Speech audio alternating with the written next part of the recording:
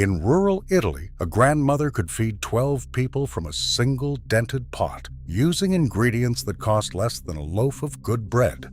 No fancy equipment, no imported anything, just water, heat, and whatever the garden or the pantry had left.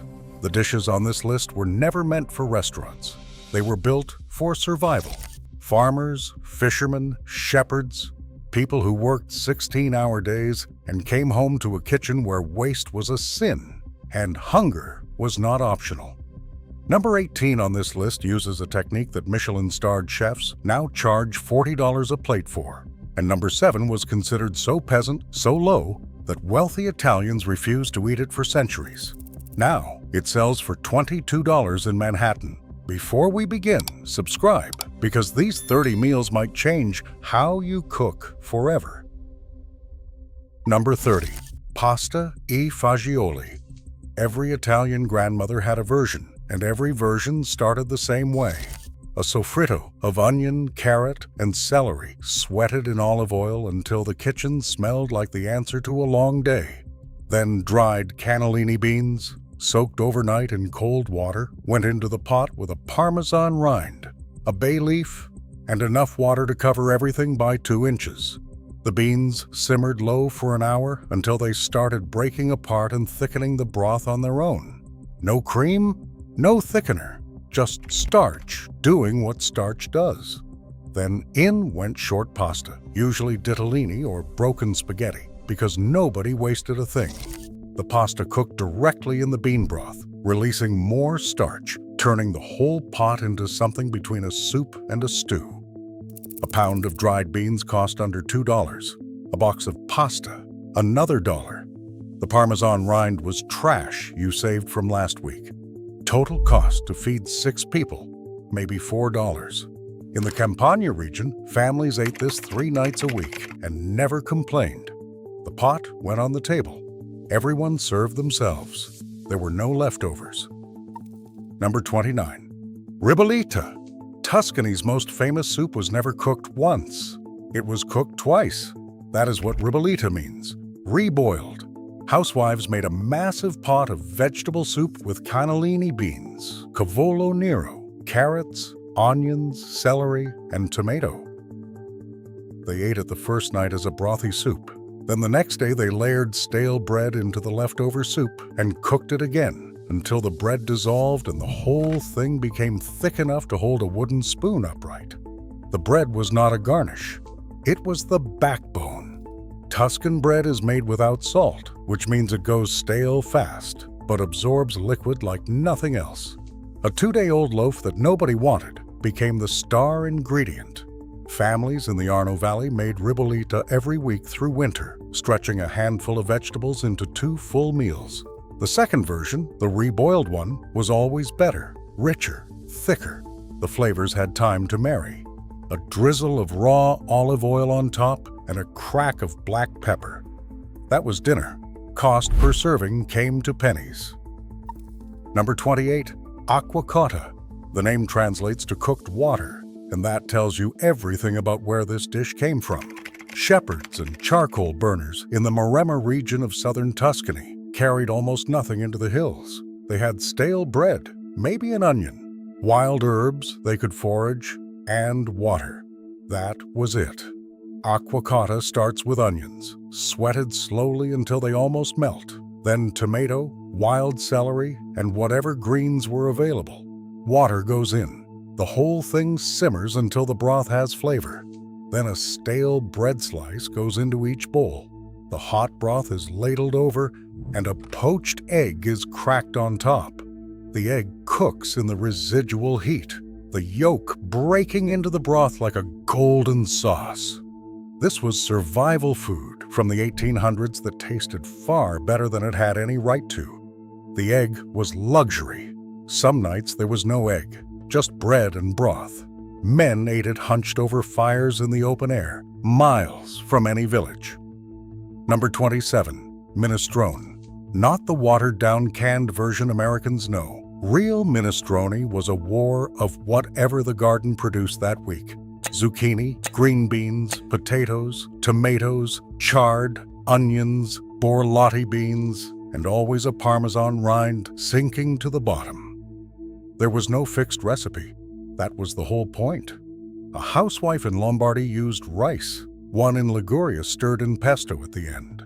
Down in Naples, they added a ham bone. The only rule was that the pot had to be full, the vegetables had to be seasonal, and nothing could be wasted. In post-war Italy, when a factory worker brought home maybe $15 a week, minestrone appeared on tables 4 or 5 nights running. The vegetables changed. The foundation did not. The base was always sofrito, always slow, always patient. Number 26, papa al pomodoro, Tuscan bread porridge, stale bread and tomatoes. That is the entire ingredient list, plus garlic, basil, and olive oil. Tuscan cooks tore day-old bread into rough chunks, simmered canned or fresh tomatoes with garlic until they broke down, then stirred the bread directly into the pot. The bread dissolved into the tomato, creating a thick, porridge-like consistency that was neither soup nor stew, but something in between. It looked humble. It tasted extraordinary. The quality of the olive oil mattered more here than in almost any other dish. A generous pour of grassy, peppery oil at the end transformed cheap bread and tinned tomatoes into something a Roman emperor would not refuse. Children in Florence ate this for lunch and dinner during summer months when tomatoes were falling off the vine. The whole meal cost almost nothing, and the preparation took 20 minutes. Number 25, cacio e pepe. 1 pot, pasta, pecorino romano, and black pepper. 3 ingredients. But the technique separated grandmothers from amateurs. The pasta cooked in less water than normal, maybe half the usual amount, so the starchy cooking water became concentrated. Then finely grated pecorino was mixed with a ladle of that hot, starchy water into a paste. Off the heat, the drained pasta was tossed in the cheese paste until every strand was coated in a creamy, peppery sauce. No cream, no butter. The starch and cheese did all the work. Roman shepherds carried dried pasta, a hunk of pecorino, and a pepper grinder into the hills. This was their dinner for weeks at a time. The dish costs maybe $1.50 to make at home. Restaurants in Rome now charge $18 for the same thing, and half of them get the sauce wrong. Number 24, lenticchie in umido. Stewed lentils appeared on New Year's tables across Italy because their coin-like shape promised prosperity.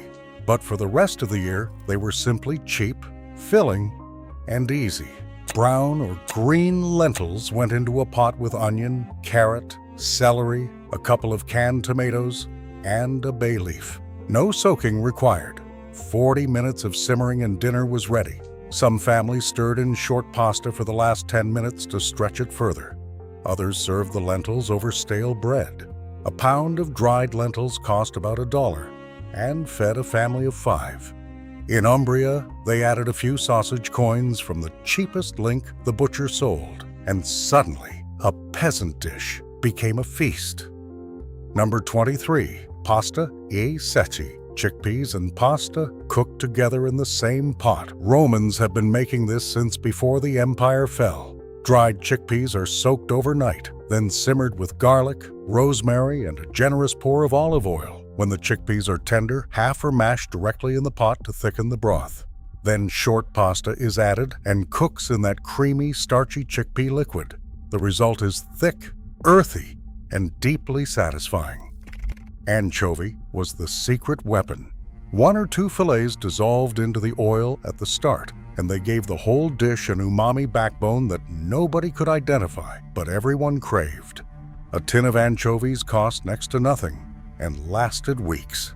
This was Friday food in Catholic Italy when meat was forbidden. Nobody felt deprived. Number 22, zuppa di farro. Farro is the ancient grain that fed Roman legions, and Tuscan grandmothers never stopped cooking with it. The grain went into a pot with beans, tomatoes, onion, garlic, and whatever greens were on hand. It simmered until the farro turned chewy and the broth thickened into something substantial. Farro holds its texture better than rice or pasta, so leftovers actually improved overnight. Families in Lucca made a massive pot on Sunday and ate it through Wednesday. The grain was cheap, the vegetables were from the garden, and the result was a meal that stuck to your ribs. Modern health food stores now sell farro for $6 a pound as an ancient superfood. Italian grandmothers never needed the marketing. Number 21st, ciabatta. Southern Italy's answer to ratatouille, except it came first and cost less. Every summer, vegetables went into one pot. Eggplant, zucchini, peppers, tomatoes, onions, and potatoes were all cut into rough chunks, layered with olive oil and salt, and cooked low and slow until everything melted together into a thick, sweet stew. No meat, no stock. The vegetables created their own broth. The potatoes broke down and thickened everything. In Basilicata and Calabria, families grew every ingredient in their own gardens. The only cost was the olive oil. Ciabatta was served at room temperature with crusty bread, which made it perfect for hot summers when nobody wanted to stand over a fire. Number 20. Polenta e sugo, northern cornmeal staple. Before pasta conquered all of Italy, the north ran on polenta. Cornmeal was stirred into boiling water for 40 minutes until it pulled away from the sides of the pot in a thick, golden mass. Topped with a simple tomato sugo that had simmered with garlic and basil, it fed entire villages. A sack of cornmeal cost almost nothing, and it could last for weeks. Families in the Veneto ate polenta every single day, sometimes 3 times a day, for breakfast with milk, for lunch with cheese, for dinner with whatever sauce the kitchen could produce. The stirring was the hard part. 40 minutes of constant motion with a wooden stick in a copper pot. That job often fell to the oldest daughter. The pot was never truly clean. The layer of crust that formed on the bottom was scraped off and toasted as a snack. Nothing was wasted. Number 19. Pasta e patate. Naples gave the world this dish, and it was not ashamed of it. Pasta and potatoes are cooked together in the same pot with onion, celery, a smear of tomato paste, and a rind of Parmesan. The potatoes break down and turn the cooking liquid into a creamy, starchy sauce that clings to every tube of pasta. It is carbs on carbs, and it is magnificent. Smoked provola. Cheese, stirred in at the end, adds a stretchy, smoky richness that elevates the whole pot. Families in the Spanish Quarter of Naples fed 6 people for under $1 with this dish. The technique of cooking pasta directly in the flavored liquid, absorbing every drop, meant nothing went down the drain. The final consistency is dense, almost risotto-like. You eat it with a fork, not a spoon. Number 18. Risotto alla Milanese. 1 pot. Arborio rice, butter, onion, beef marrow, white wine, saffron, and broth. The saffron was the expensive part, but a single gram lasted dozens of meals because you only needed a pinch. The real genius was the technique. Rice toasted in butter until each grain turned translucent at the edges. Then white wine splashed in and was stirred until absorbed. Then hot broth was added, 1 ladle at a time, while stirring constantly. The slow addition forced the rice to release starch gradually, building a creamy sauce from nothing but the grain itself. No cream, no thickener. The dish was pure alchemy, and Milanese grandmothers performed it by instinct, knowing by the sound of the spoon against the pot when to add the next ladle. This is the technique Michelin chefs now charge a fortune for. An Italian grandmother in 1955 did it on a Tuesday with leftover broth and did not think twice. Number 17. Zuppa di pesce. Fishermen on the Adriatic coast made this with whatever the net brought in that nobody else wanted to buy. The ugly fish, the bony fish, the scraps, all of it went into a pot with tomato, garlic, white wine, and a dried chili pepper. The bones dissolved into the broth, adding body and richness that fillets could never produce. Each coastal town had its own version. In Livorno, it was called caciucco, and it required 5 types of fish, 1 for each letter C in the name. In Naples, they added mussels and clams still in the shell. The dish cost a fisherman nothing because it was made from what he could not sell. Stale bread went into the bowl first, then the stew was ladled over, soaking the bread through. Fish soup was poor man's food from Genoa to Sicily, and every spoonful tasted like the sea. Number 16. Sausage and broccoli rabe. A single Italian sausage, split and browned in olive oil, then simmered with a large bunch of broccoli rub, garlic, chili flakes, and a splash of pasta water. Short pasta like orecchiette went in near the end and finished cooking in the sauce. The bitter greens cut through the fatty pork. The chili added heat. The pasta water brought it all together.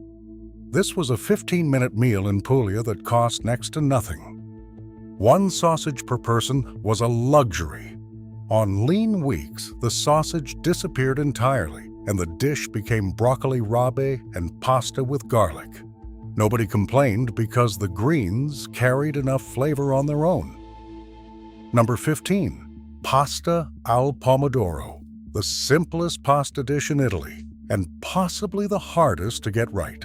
Garlic warmed in olive oil, canned San Marzano tomatoes, crushed by hand and added to the pan. Salt, a pinch of sugar if the tomatoes were acidic, and fresh basil. Simmered 20 minutes. Pasta cooked, drained, and tossed in the sauce with a knob of butter. That was it. The dish lived or died on the quality of two ingredients, the tomatoes and the olive oil. Everything else was technique.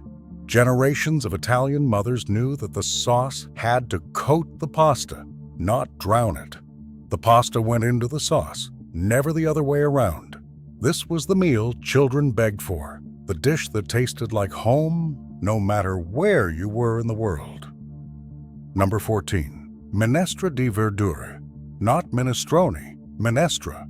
Thinner, simpler, and faster.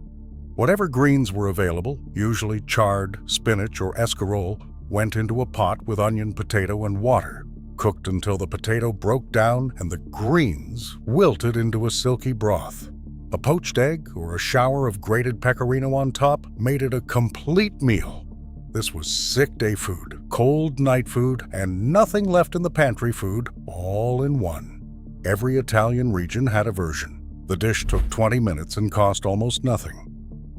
Number 13. Peposo. Tuscan beef stew made with more black pepper than any reasonable person would consider. Cheap cuts of beef went into a terracotta pot with an entire head of garlic, a bottle of Chianti, and tablespoons of cracked black pepper. No browning, no searing. Everything went in raw and cooked for 5 to 6 hours at low heat. The wine reduced into a glossy, deep purple-black sauce. The garlic dissolved. The pepper mellowed and became almost sweet. Legend says tile makers in Impruneta invented it. They left the pot near their kilns all day and returned to a tender, deeply flavored stew that required zero skill and zero attention. The cheapest wine and the toughest cut produced the best results. This broke every modern cooking rule and tasted better for it. Number 12. Farinata. Chickpea flour, water, olive oil, and salt were mixed together and left to rest for 4 hours. Then the batter was poured into a blazing hot pan and baked until the top crackled and the inside stayed creamy. This was street food in Genoa, sold from wood-fired ovens for a few cents a slice. The batter cost almost nothing, and a bag of chickpea flour lasted weeks. Families who could not afford bread ate farinata instead. It was gluten-free before that phrase existed, high in protein, and satisfying in a way that wheat bread never matched. Ligurian dock workers ate slices folded in paper, standing at the harbor, while ships unloaded. The dish crossed the Mediterranean to Nice, where they called it sosia and pretended it was French. Number 11. Zuppa di cipolle. Italian onion soup was not the French version with its Gruyere crust. It was simple, and some would argue, better. Onions were sliced thin and cooked in olive oil until deeply caramelized, almost jammy. Then broth and a splash of white wine. The pot was left to simmer until the onions practically dissolved. The soup was poured over stale bread with a grating of Parmesan. The sweetness of long-cooked onions created a broth so rich it tasted like it had meat in it. Onions cost nearly nothing. In Piedmont, this was supper when the cupboards were bare, and it was so good that nobody felt deprived. The key was patience. An hour of slow cooking turned a humble vegetable into something extraordinary. Number 10. Pasta e zucca. Pumpkin and pasta in one pot. The squash was peeled, cubed, and simmered with onion and a little broth until it collapsed into a thick, sweet sauce. Short pasta went in and finished cooking directly in the pumpkin, absorbing its color and flavor. A handful of grated pecorino and a crack of pepper at the end. Families in Mantua and across the Po Valley made this every autumn when pumpkins were everywhere and cost nothing. The natural sweetness of the squash meant no sugar, no cream, no tricks, just patience and a good pot. Number 9. Caponata. Sicilian caponata was a sweet and sour eggplant stew, a one-pot masterpiece. Eggplant was cubed and fried until golden, then combined with tomatoes, celery, onions, capers, olives, vinegar, and a spoonful of sugar. Everything simmered together until it became a thick, glossy relish that tasted even better the next day. Fishermen's wives made caponata in bulk, filling jars that lasted the week. It was served at room temperature with bread, which meant no reheating and no extra fuel cost. Every ingredient came from the garden or the pantry. The vinegar and sugar created a preservation effect that kept the dish safe in the Sicilian heat. A single pot served as antipasto, side dish, and main course, depending on how much bread you had. Number 8. Pasta alla Norma, Catania, Sicily. Fried eggplant layered over pasta with tomato sauce and showered with salted ricotta. The eggplant was sliced, salted to draw out bitterness, then fried in olive oil until mahogany brown. The tomato sauce was simple, made with garlic, crushed tomatoes, and basil.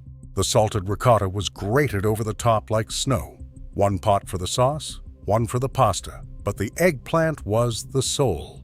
This dish was named after Bellini's opera because a local reportedly tasted it and declared it a masterpiece. Eggplant cost almost nothing in Sicily. Ricotta salata lasted weeks. The entire dish fed a family for under $3. Number 7. Polenta con chia. Polenta loaded with butter and fontina cheese. The cornmeal is cooked in the usual way, 40 minutes of stirring. Then cubes of fontina and a generous amount of butter are folded in until the cheese melts into long, stretchy strings. In the Aosta Valley, near the French border, this was mountain food. Farmers and herders ate it after 12-hour days in alpine pastures. The cheese came from their own cows. The butter was churned that morning. For centuries, wealthy Italians considered polenta peasant slop beneath their tables. Now, polenta con chia sells for $22 at Italian restaurants in New York. The shepherds who invented it never saw a dime. Number 6. Risi e bisi. In Venice, they made a risotto of rice and peas so iconic it was served to the Doge himself every April. Fresh peas simmered with pancetta, onion, and broth. Then rice was stirred in and cooked until creamy. The Venetians made it looser than a traditional risotto, almost soupy, eaten with a spoon. The spring peas were the star, sweet and bright against the salty pork. When fresh peas were out of season, frozen ones worked nearly as well. A pot of Risi e bisi cost almost nothing and looked like it belonged at a state dinner. Number 5. Spaghetti aglio e olio, midnight pasta, the meal. Italian fathers made when they came home late and the house was dark. Garlic sliced thin and toasted in olive oil until golden, not brown. Chili flakes added for heat. Cooked spaghetti tossed directly into the pan with a splash of pasta water. That was dinner. 5 ingredients, 10 minutes.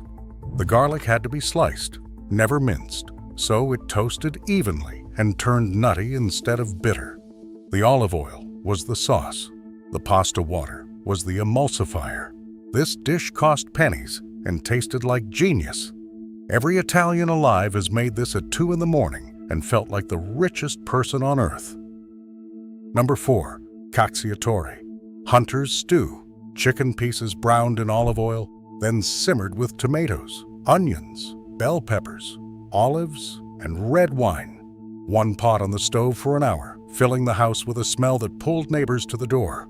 The cheapest chicken parts worked best because the long simmer turned tough legs and thighs into something that fell off the bone. The sauce was thick enough to demand bread for soaking. Families across central Italy made cacciatore when a chicken stopped laying or when the butcher had legs nobody wanted. Nothing fancy, nothing expensive, just time and heat. Number 3.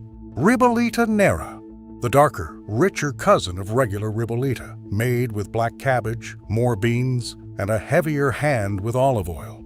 This version appeared in mountain villages where winters lasted 6 months, and the cold seeped into stone walls. The bread layer was thicker, the beans were mashed until the broth was almost porridge, and the whole pot was baked in the oven until a crust formed on top. One pot lasted 3 days. Each reheating made it better.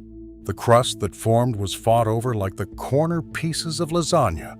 This was the dish that kept Tuscan farmers alive through winters, when the only heat came from the fireplace and the oven. Number 2. Pane cotto, cooked bread. The most humble dish on this list and possibly the most important. Stale bread, torn into pieces and boiled in water with garlic, olive oil, and whatever vegetables were available. Sometimes an egg was cracked in, sometimes cheese, sometimes nothing but the bread and water. This was famine food in southern Italy, eaten when there was literally nothing else. But the technique of boiling bread created something surprisingly comforting, a thick, warm porridge that filled the stomach and quieted the ache of hunger. Grandmothers in Puglia made this for sick children, for grieving families, for anyone who needed feeding when the pantry was empty. It cost nothing, it required nothing, and it kept people alive. Number 1. Ragu Napolitano, the Sunday sauce. The one that simmered for 5 hours while the family gathered, argued, played cards, and waited. A cheap cut of beef, maybe pork ribs, browned in olive oil, then tomatoes, onion, garlic, basil, and a glass of red wine. The lid went on, the heat went low, and the pot did everything. After 5 hours, the meat was so tender it shredded with a look. The sauce was dark, thick, and sweet from the long-cooked tomatoes. The meat was served as a second course, and the sauce dressed the pasta for the first. 2 meals from one pot. The cost was a few dollars for the cheapest cut the butcher sold. The investment was time, and in Italy, time spent cooking for family was never wasted. This was the dish that built Sunday, the dish that every Italian, no matter where they ended up in the world, remembered when they closed their eyes and thought of home. The pot on the stove, the steam on the windows, the sound of family in the next room. Try one of these this week. The aglio e olio takes 10 minutes. The pasta e fagioli takes an hour and feeds your whole family for almost nothing. Then come back and tell me which one you made. Drop it in the comments.